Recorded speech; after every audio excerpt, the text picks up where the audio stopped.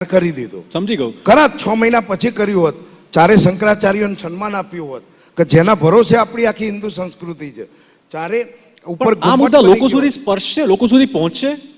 આ મુદ્દા જે છે કે તમે કેમ ના ગયા, તમે કેમ ઠુકરાવ્યું, એ મુદ્દા લોકોને સમજાશે ખરા?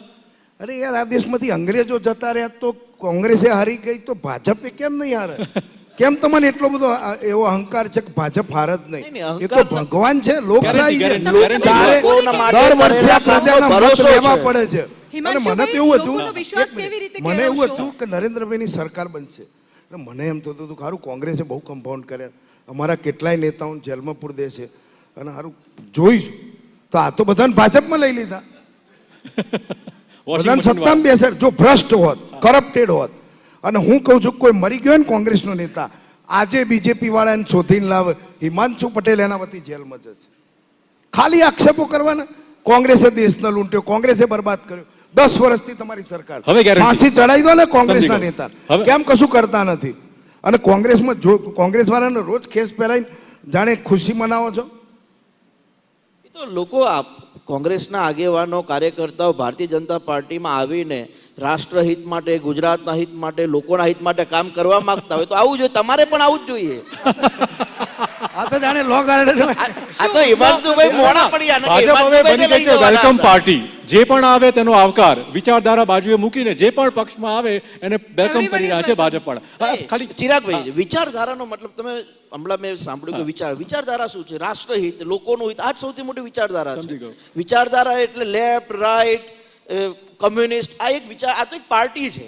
પણ વિચારધારા તો લોકોનું હિત હોય. રાજનીતિ તો સ્વાભાવિક છે, ધારાસભ્ય બન્યા હોય તો લોકોનું કામ કરશો તો બીજી વાર બનશો. પણ ચર્ચા એ વાતની છે કે આ જે આખો વેલકમ પાર્ટીનો આખો મૂળ ઊભો થયો છે, ચર્ચા એ વાતની પડશે કે કેટલાક નેતાઓ કાં તો પોતાને સેટ થવું છે, કાં તો પોતાના કુટુંબના લોકોને સેટ કરવા છે, કાં તો સંતાનોને સેટ કરવા છે. આ કારણે જ જે ચર્ચામાં છે. હિમાંશુભાઈ, આપણે ગેરંટીની વાત કરતા હતા કે જેમ એમણે કીધું કે મોદીની ગેરંટી એ ચોક્કસ મજબૂત છે.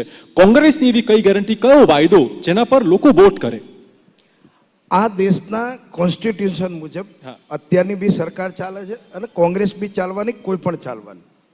પણ જે બહાર બોલવાનું જુદું અને કરવાનું જુદું, એ કોંગ્રેસ નથી કરતી. અમે લોકોની લાગણીઓનો ઉશ્કેરવાની, ગભરાવાના, બીવડાવવાના, આઝાદીના 70 વર્ષ થયા. માત્ર અત્યારે ભારતીય જનતા પાર્ટીનો કોઈ મેનિફેસ્ટો મુદ્દો હોય તો હિન્દુ મુસ્લિમ. આ દેશમાં મુસ્લિમ વિરોધી બેક સ્ટેજ ઉપર બોલવાનું. પણ તો જનતા નથી સમજતી આ મુદ્દાને કે આ હિન્દુ મુસ્લિમ ભાજપ કરી રહ્યું છે, સનાતન હિન્દુ, આ બધા વોટ બેંક માત્ર રાજકારણ છે. જનતા નથી સમજતી તમારા મુદ્દાઓને.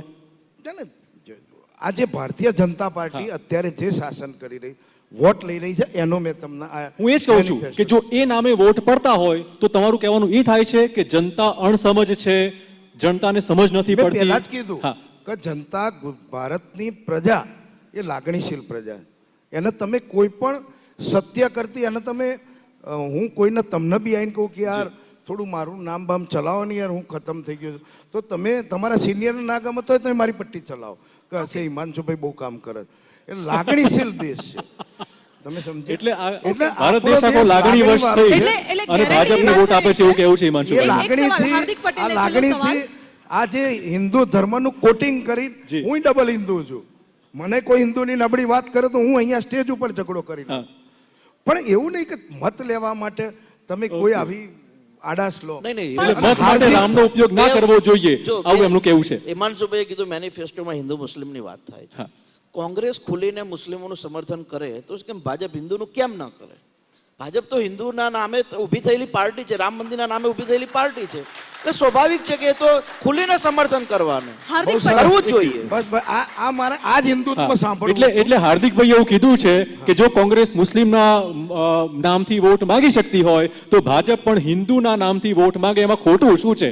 આ જ મારે સાંભળવું હતું. તો જ એમને જમ્મુ કાશ્મીરમાં